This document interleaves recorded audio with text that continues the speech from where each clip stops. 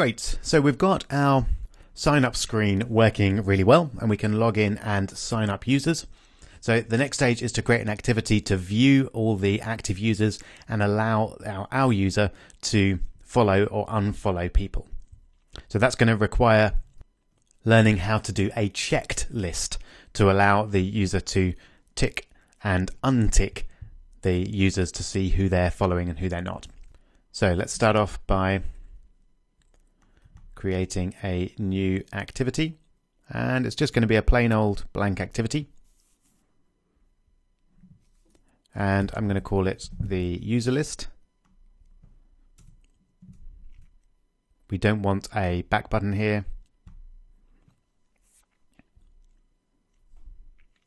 But we do want a list view.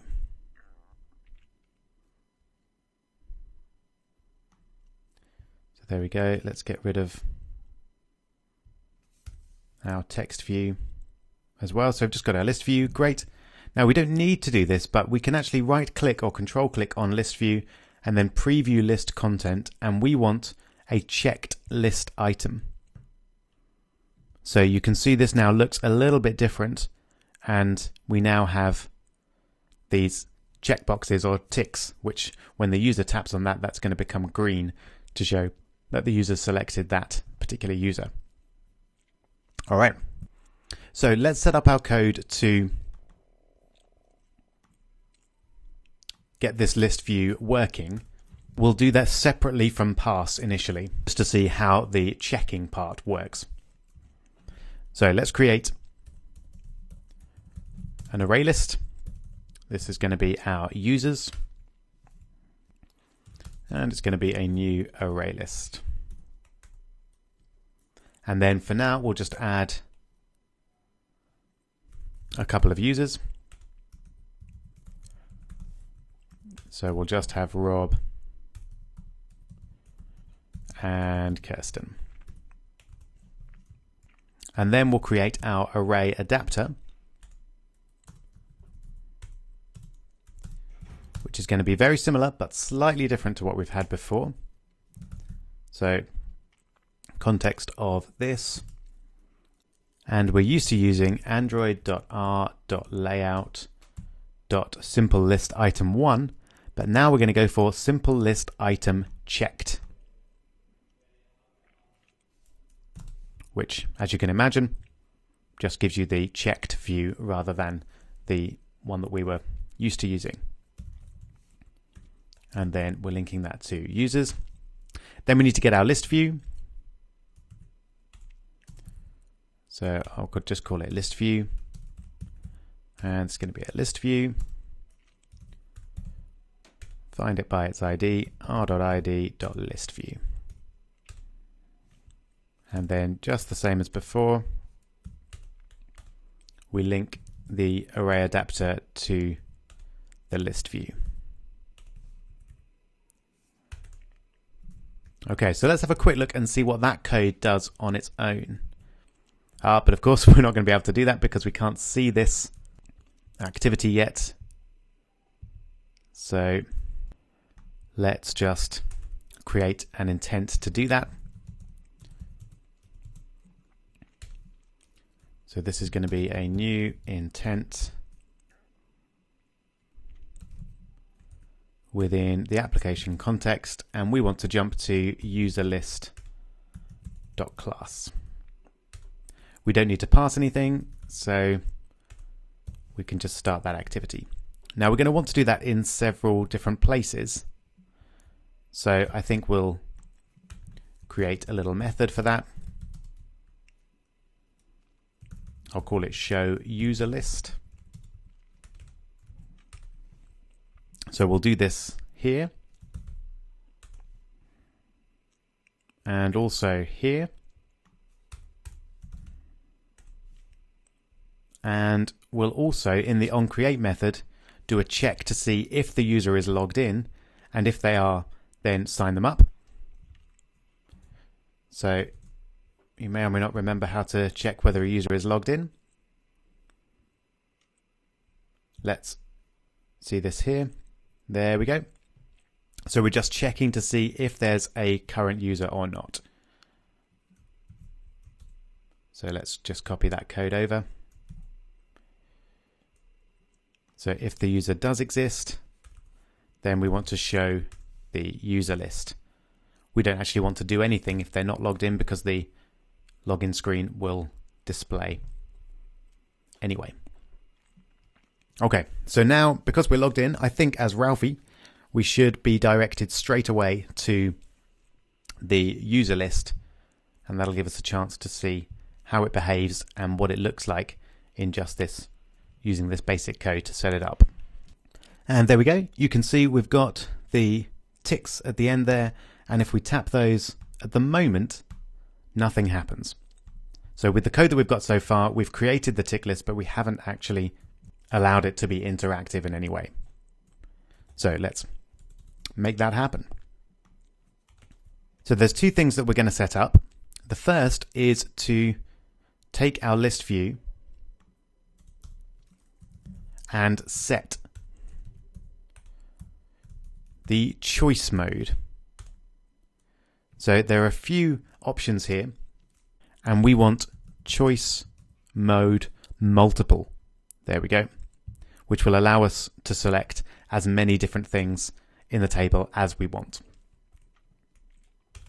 Then I'm going to set up a on item click listener, which is going to be a new on item click listener. There we go. So in just the same way that we've had before, but this time we're going to use the view.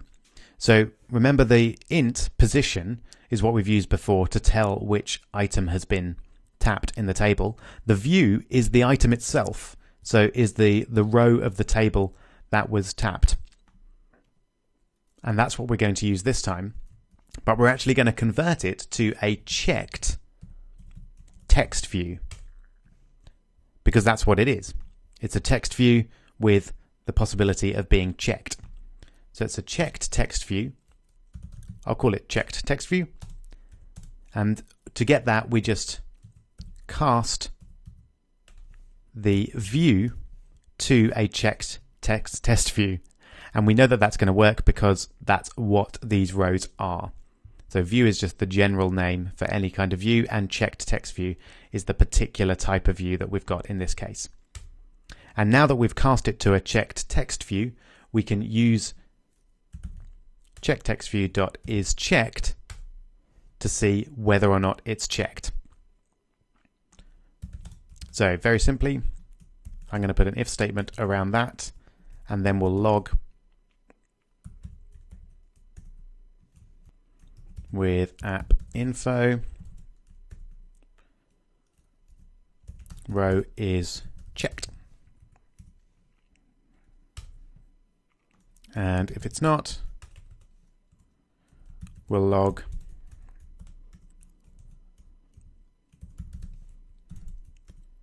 row is not checked. Simple as that. So with those changes, we should be able to see both that the ticking now works correctly, and that in the logs we'll be able to see whether or not the row is checked, which is going to be important because we're going to send an instruction to pass here to state whether or not we're following that particular user. Here we go. So let's take a look now. If we tap on Rob, fantastic. You can see we get this green tick and row is checked. If we tap again, row is not checked. Brilliant. And the same with Kirsten as well. Wonderful. So this is a really useful user interface tool if you want to do something like this to show information on a large scale where the user can opt to select various different options. All right. So now the next step here is to actually update this on pass rather than just logging it here. And that means we need to think a little bit about how we're going to store this information. I think what I'm going to do is create a new column called isFollowing, and this is going to be an array. So very simply, in the isFollowing column, I'm going to have an array of all the users that our user is following. All right, So let's make that happen. So if we're here, that means that the user has just checked the box, which means we want to follow this particular user. But just thinking about it, before we write that code, we should really make it so that we're getting our user list directly from parse rather than using our just custom user list that we've created here. So let's do that quickly. So we'll need to create our array list up here. And then we'll just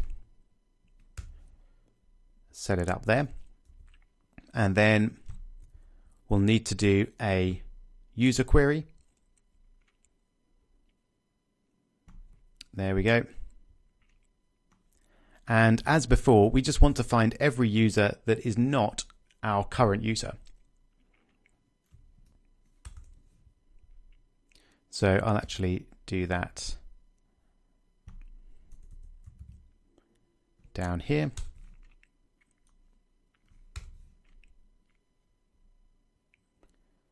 So add the necessary classes there.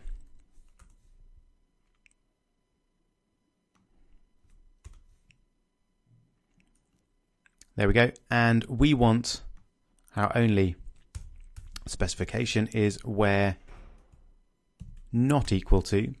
So we want the username, i.e. this column here, to not be equal to the current username, which is parseUser.get current user.get username. And then our usual process, we're going to check that E is null, and then we're going to clear users just in case we've already got some users. And then we're going to loop through the objects list, and we're going to use parseUser to create a user for each object in objects. And then for now, all we want to do is users.add, and we want to take user.get username. Simple as that.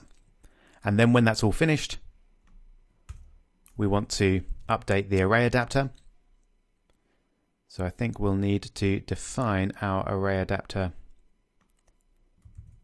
up here.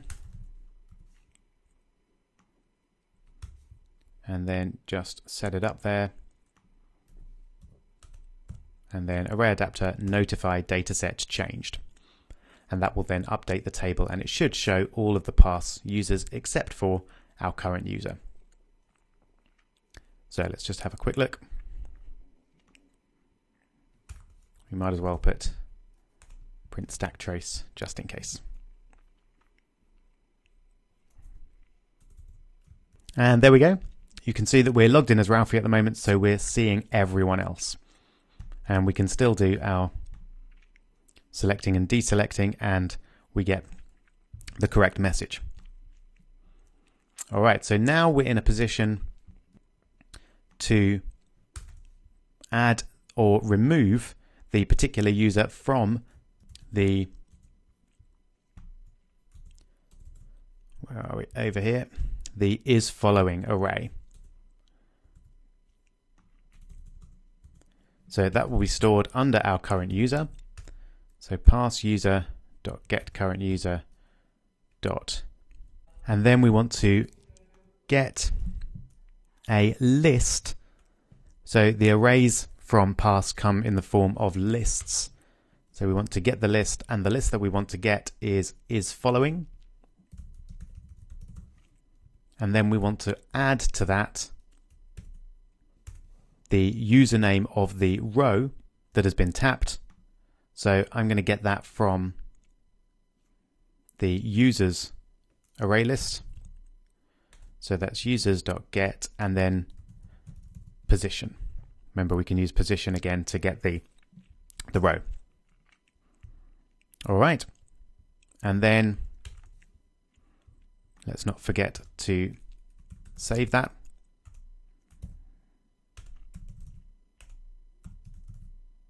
And we don't need a callback there. And then here we want to do something very similar, but of course we want to remove that user. So we use dot, we scroll down, we can see we've got remove there. And then once again,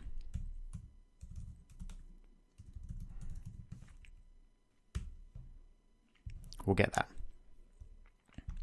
Okay, so that should now allow us to actually save on pass whether the user is following each individual user. Let's find out. Here we go. So let's check a couple of users. We did get an error there, and I thought I'd leave that in because we've got an error on, we're trying to add something to a null object reference. So what's going on there is that the isFollowing array is undefined at the moment. So we need to create it before we can add anything to it.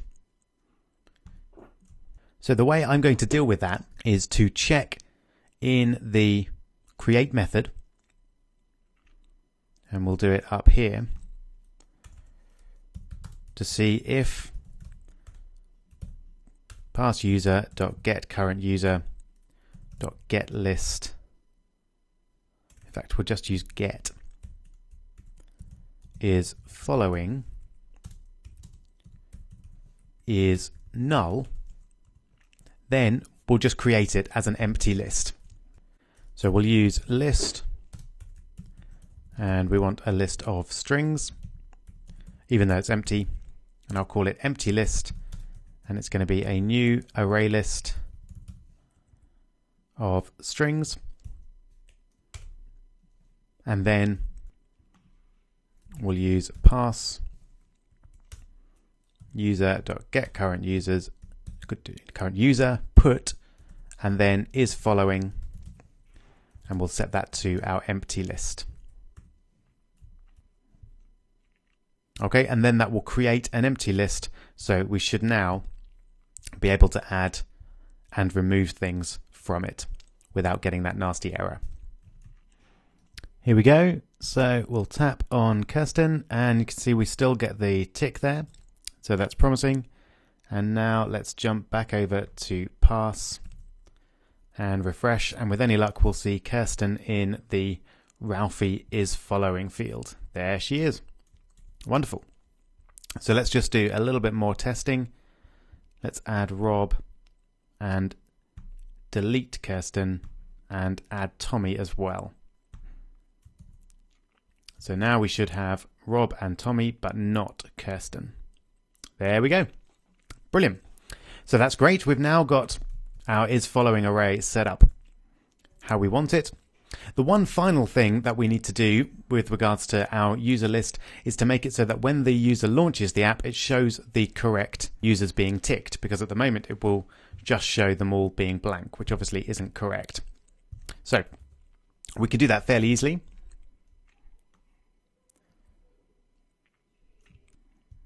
And I'll do it just here. So this is where we've just completed the process of updating the users array list. So what we want to do is loop through the users array list, see if that particular username is in the isFollowing field for our current user. And if it is, then we want to check the tick next to that person in the list view. So let's loop through the users array list, and we'll need a string username for each of those. Users is an object. That's because I haven't specified that users should be an array list of strings. Let's specify that there and here as well.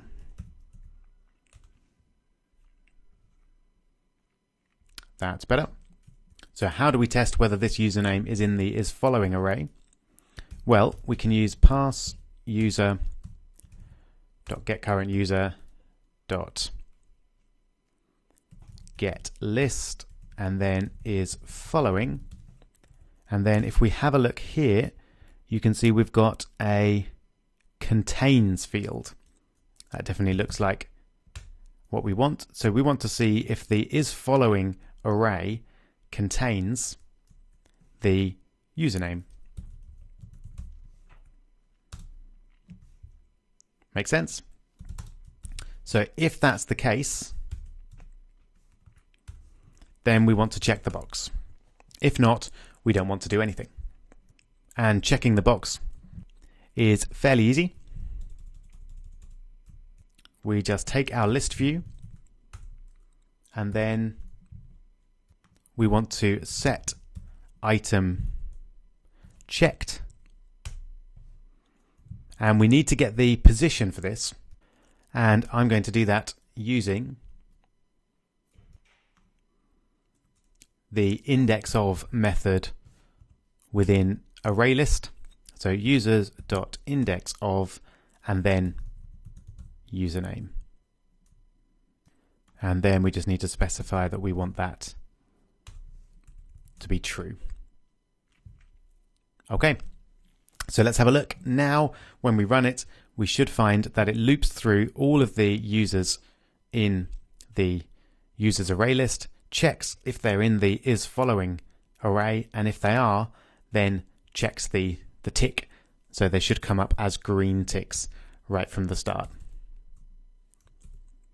So we should find that because Rob and Tommy are being followed, just Rob and Tommy will be ticked and Kirsten will not. And there we go. You can see that they're already selected. Wonderful. So our user list now behaves exactly as we want.